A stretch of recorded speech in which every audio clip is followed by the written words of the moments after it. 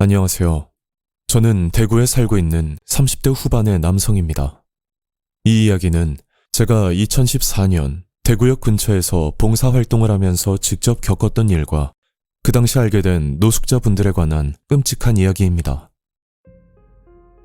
저는 이 일이 일어나기 몇 년 전부터 대구역 주변에서 노숙자분들을 돕는 봉사를 하고 있었습니다. 주로 하는 일들은 노숙자분들께 도시락을 나눠주고 추운 겨울에는 담요나 옷을 챙겨드리는 그런 봉사단체였죠.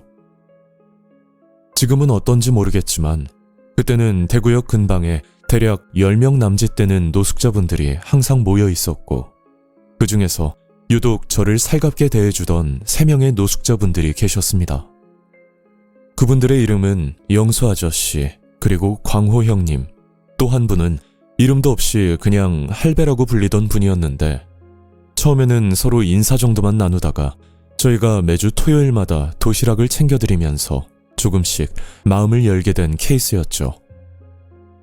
그렇게 그분들과 알고 지낸 지 1년 정도 지났을 때 한날은 영수 아저씨가 보이지 않았고 저는 영수 아저씨가 다른 곳으로 자리를 옮겨간 줄로만 생각했었습니다.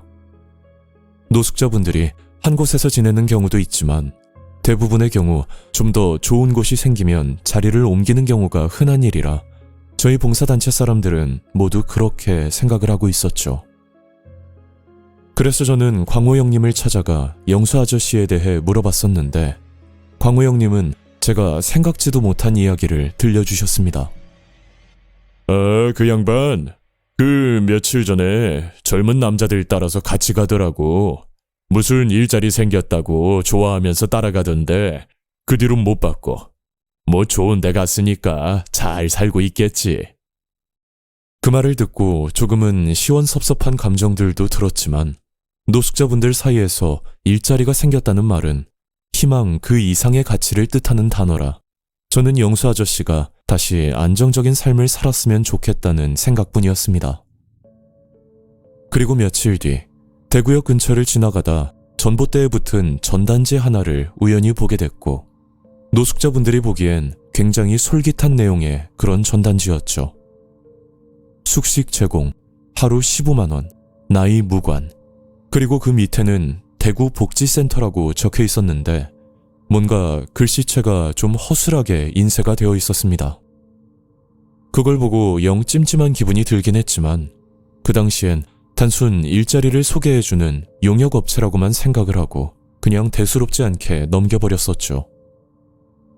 그런데 제가 그 전단지를 보고 난 뒤부터 광호 형님과 그리고 할배라고 불리던 아저씨마저 갑작스럽게 사라져버렸고 저는 이분들이 도대체 어디로 가신 건지 너무 의아하기만 했었습니다.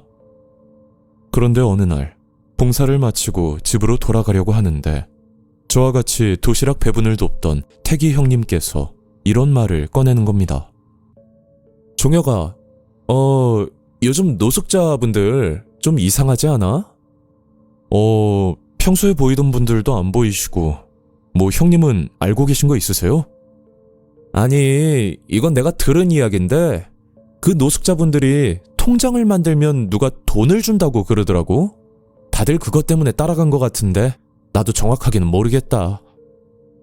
그 말을 처음 들었을 때만 하더라도 단순 통장 대여 사기 같은 거라 그렇게 생각을 했었지만 그 후로 노숙자분들 사이에서 알 수 없는 분위기가 느껴지기 시작했었습니다. 그렇게 노숙자분들은 점차 줄어들었고 어떤 날은 도시락이 남을 때도 있었는데 이분들이 좋은 곳으로 가서 지내면 참 다행이지만 혹시나 그게 아닐까봐 저는 봉사를 하면서도 마음이 편하지만은 않았었죠.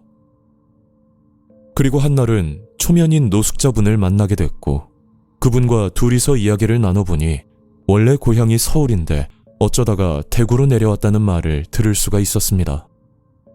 아, 원래 서울분이셨구나. 그리고 저희는 매주 토요일마다 도시락을 나눠주는 봉사단체거든요. 뭐 도시락 말고도 이불이나 담요 같은 것도 나눠드리니까 필요하시면 언제든지 말씀해주세요. 저기 근데 뭐 물어볼 게 있거든. 내가 대구로 온 지 얼마 안 돼서 잘 모르는데 요 며칠 밤마다 젊은 청년들이 우리를 찾아오거든. 혹시 그 사람들도 같이 봉사활동하는 사람들이야? 그 아저씨의 말은 밤마다 젊은 청년들이 찾아와 말을 붙이는데 그 내용이 따뜻한 곳에서 지낼 수 있게 해주겠다. 그리고 일자리를 소개해주겠다. 이런 말들을 하고 다닌다는 이야기였습니다. 아니에요. 저희는 토요일마다 봉사를 하는 단체고요. 그분들이 누군지는 모르겠지만 요즘 이상한 소문들도 많으니까 좀 조심은 하셔야 될 것 같아요. 그 말을 끝으로 그 아저씨와 헤어졌고 그 후 한 달 정도 지났을 무렵 봉사를 하고 있다가 그날 저희에게 물어볼 게 있다면서 형사분 2명이 찾아온 적이 있었습니다. 그래서 이야기를 들어보니 최근 노숙자 실종 신고가 여러 건 들어와서 조사를 하고 있다는 말이었고 혹시나 수사에 도움이 될 만한 내용이 있으면 협조를 해달라는 그런 이야기였죠. 처음 형사분께 이 이야기를 들었을 땐 너무 무섭고 충격이었고 저는 한 달 전 한 노숙자 아저씨에게 들었던 밤마다 활동하는 청년들에 대해 털어놓았고 형사분은 일단 조사를 해보겠다며 그렇게 돌아갔었습니다.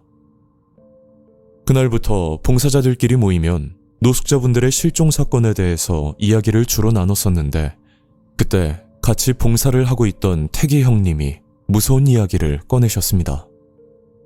야, 이분들 내가 보기엔 어디로 팔려간 것 같기도 해. 그거 있잖아, 일자리 소개해준다면서 사람 팔아 넘기는 거. 진짜 아니었으면 좋겠지만 혹시 또 모르는 거잖아. 태기 형님 본인의 생각은 노숙자분들이 실종됐다면 분명 어디론가 팔려갔다는 의견이었는데 만약 이게 사실이라면 그분들은 지금 생사가 불확실한 상황일 수도 있을 거란 끔찍한 생각까지 들었습니다. 그리고 얼마 뒤 뉴스에서 대구역에 관련한 사건 기사가 하나 보도됐고 그 뉴스의 내용은 노숙자 명의 대포 통장을 만들어 대출 사기 조직에 판매를 했다는데 대구역과 동대구역 주변 노숙자 7명을 상대로 범죄를 저질렀다는 내용의 기사였었죠. 하지만 뉴스에 나왔던 건 단순 통장 거래 그리고 사기 조직 검거라는 말뿐이었고 그 7명의 노숙자들에 관련해선 아무런 언급조차 없었습니다.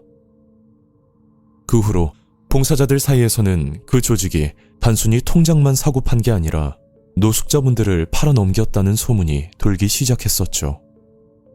그 소문에 의하면 중국 의료제조 공장으로 취업을 시켜준다는 말에 혹해서 따라가게 되면 그 뒤로는 2번 다시 한국으로 올 수 없다는 끔찍한 이야기였고 그런 소문들 때문에 역 주변 분위기는 살얼음판이나 마찬가지였습니다. 그 일이 있고 어수선한 분위기에서도 봉사는 지속적으로 진행을 했고 그때부터 가끔씩 낯선 사람이 노숙자들에게 접근할 때면 저는 일부러 다가가 어디서 나왔냐고 경계를 하면서 물어봤고 그땐 제가 이분들을 지켜낼 방법이 이것 말고는 없다고 생각을 했었죠. 그렇게 시간이 꽤 지나 봉사단체 사람들이 하나둘 바뀌면서 태기 형님이 봉사단체 장을 맡게 되었고 노숙자분들의 실종 사건에 대해선 점점 잊혀가는 분위기였습니다. 그런데 한날은 태기 형님이 저를 급하게 부르더니 도저히 믿기 힘든 이야기를 꺼내는 겁니다. 야, 그 예전에 광우 형님이라는 노숙자분 기억하지? 당연히 기억하죠. 내가 좀 전에 화장실 주변에서 광우 형님을 본 것 같아서. 그래서 태기 형님과 같이 화장실로 뛰어갔더니 그 근처에 서 있던 건 몇 년 전 사라진 광우 형님이 맞았습니다. 그런데 제가 알던 유쾌하고 활발한 광우 형님이 아니었고 어딘가 불안해 보이는 눈빛이었는데 유심히 지켜보니 정신적으로 문제가 생긴 듯 보였고 사람 말도 못 듣는 건 물론 말씀도 할 수 없는 그런 최악의 상태였었죠.